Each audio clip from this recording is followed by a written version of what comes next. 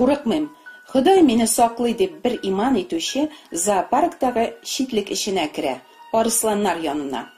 Ходайның аны арысланнардан саклаячагына ул үзе бик ышанса да, Ходай ул кешене саклап калмаган. Ни өчен? Чөнки Аллаһы аңа: "Мин сине арысланнар янына керсәң, алардан бутарлатмам" дип вәгъдә бирмәгән. Әлеге кеше Ходай әйтмәгәнгә ышанган. Ходай әйтмәгән сүзләргә ышану ул үзең яки башка кеше уйлап чыгарганга, ягъни ялганга ышану була. Аллаһның вәгъдәләренә түгел, ялганга ышанган кешеләрнең мәңгелектәге язмышы коточкыч булачак дип кисәтә изге язма. Безнең эрага кадәр якынча 3000 еллар чамасы элек була бу вакыйгалар. Ибраһим белән Сараның балалары булмый. Алар инде шактый улыгайган булалар. Бер вакыт Аллаһы Ибрамга торган җирен, туганнарын, атасы йортын калдырып, Раббы күрсәтәчәк җиргә күчеп китәргә куша.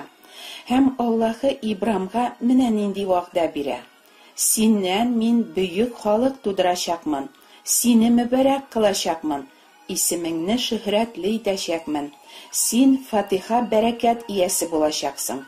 Сиңа изгелек теләгәннәргә мин изгелек эшләячәкмен, сине каһәрләгәннәргә ләгънәтемне яудырачакмын.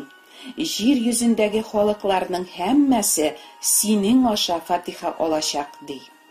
Ибрам Раббысы боерганча юлга чыга. Раббы бераздан тагын күренеш иңдереп, Ибрамга катгый сүзен ирештирә: "Синнән туган үз балаң сиңа мирасчы булыр. Күк йөзенә башыңны күтәреп кара да, булдыра алсаң, андагы йолдызларны санап чык. Синең нәсел варисларың менә шул йолдызлар санынча булачак" ди.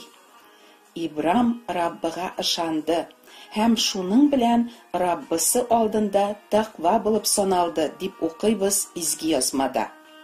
Игътибар итегез, Ибрам Аллаһы каршында дини гамәлләр кылганга, күп саваплар җыйганга, шәригать кануннарын үтәргә тырышып яшәгәнгә түгел, Раббының әйткән вәгъдәсенә ышанганга тақва булып саналган.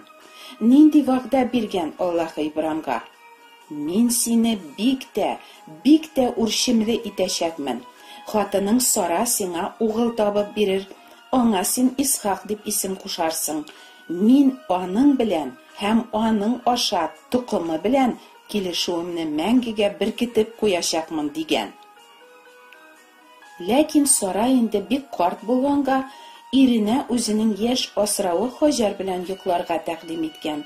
Шулай ул үзе дә нәсел анасы булам дип уйлаган. Ибрам Сараяның сүзен тыңлап, аның асравы белән йоклаган. Хаҗар йөккә узып, Ибрамга угыл табып биргән. Аңа Исмагыйль дип исем кушкан. Ләкин Раббы вәгъдә иткән угыл булмый Исмагыйль. Чөнки Раббы Ибрамга: "Сиңа хатының Сара угыл табып бирер" дип вәгъдә итә бит. Тагын берничә ел үткәч, Ибраһим 99, хатыны Сара 89 яшьтә чагында, аның хузурында янә Раббы күренеп, үзенең вәгъдәсен кабатлый: "Мин сине күп халыкларның нәсел атасы итәчәкмен.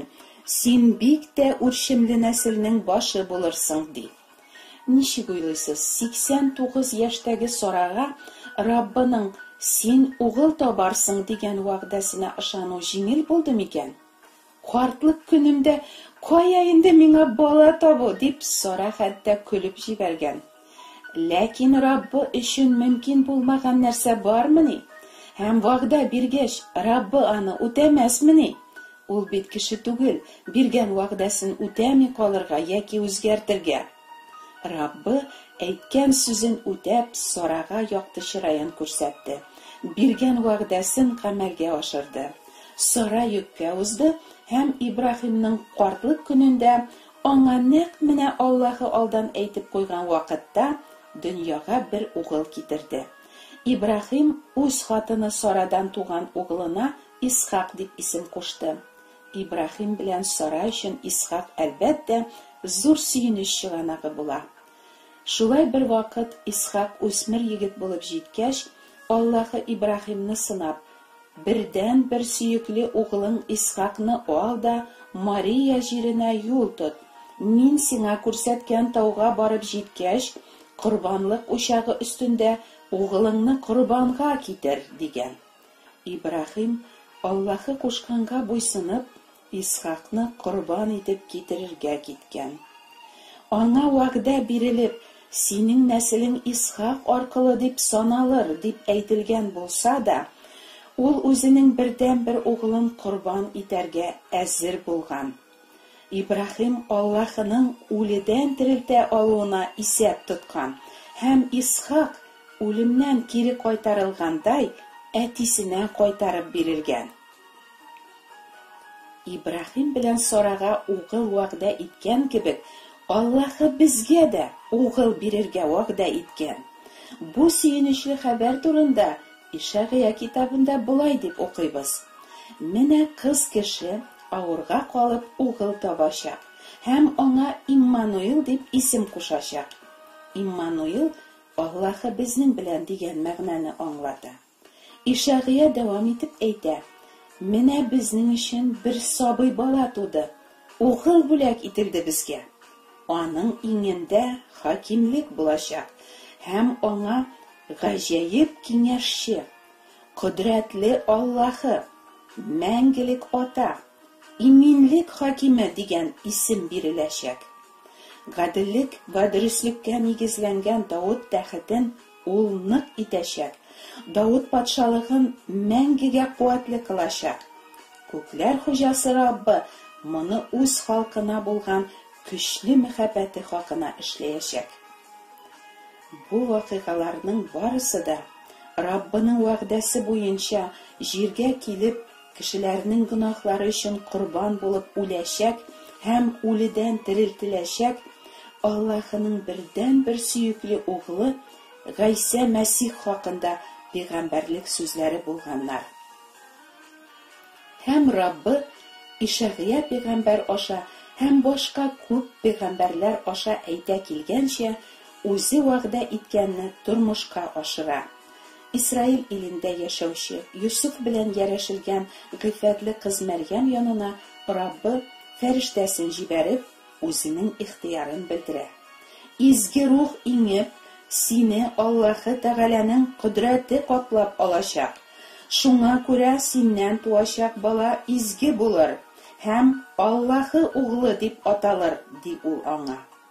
Юсуфка төшендә күренеп Раббы фәрештәсе булай ди: Дауд нәселеннән булган Юсуф, Мәрьямне хатын итеп алырга курыкма. Карынында йөрткән баласы изге рухтан, ул ир бала тудырачак. Син аңа Гайса дип исем кушарсың, чөнки ул үз халкын гөнаһлардан коткарачак, ди. Һәм вакыт җиткәч, барысы да Аллаһы вәгъдә иткәнчә була. Гайса кешеләрнең гөнаһлары өчен үлемгә тапшырыла һәм 3нче көнне аңа ышанучыларны аклау өчен Аллаһы Гайсаны үледән терелтә. Ибраһим Аллаһының вәгъдәсенә ышануы белән тәкъва булып саналган кебек, без дә Аллаһының вәгъдәләренә ышануыбыз белән хак саналабыз. Без Аллаһының нинди вәгъдәсенә ышанабыз соң? Менә бар халыклар өчендә Аллаһының үзгәрмәс вәгъдәсе. Кеше белән кеше арасында аерма юк. Барысы да Аллаһы мәрхәмәте белән үзләрен юлып алучы Мәсих Гайса аркылы Аллаһының аклавын бүләк итеп алалар. Аллаһы Гайсаны кичерелү алып килүче корбан итеп билгеләп куйды. Бу кичерелү Гайсаның каны аша иман итүчеләргә бирелә. Шулай итеп, кеше канун таләпләрен үтәүе белән түгел, Гайса Мәсихка иман итүе белән Аллаһы тарафыннан аклана.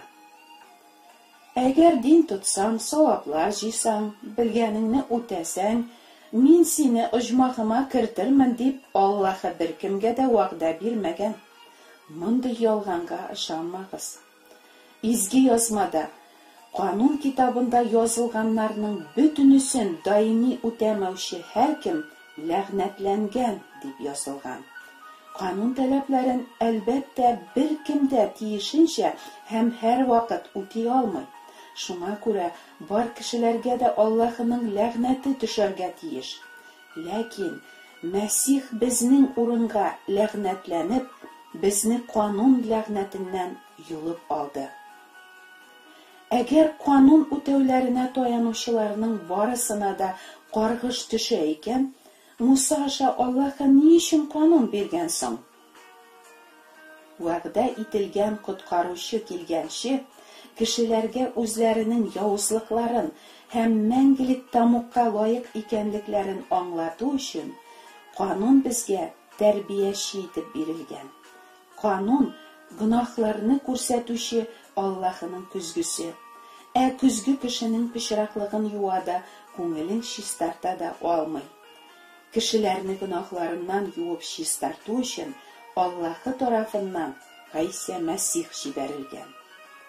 Дусларым, изге язмадагы Аллаһның хак сүзләрен укыгыз.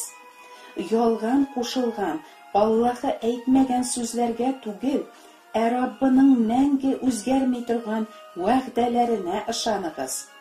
Мәсихнеке булсагыз, сез Ибраһимның тукымнары һәм Аллаһы вәгъдә иткәнне мирас итеп алырсыз. Аллаһның барлыгына һәм берлегенә җиннәр дә ышаналар һәм калтырап торалар диелгән. Чын иман исә Аллаһның вәгъдәсенә ышану ул. Аллаһның вәгъдәсе Мәсих Гыйсадагы мәңгелек тормыш. Амин.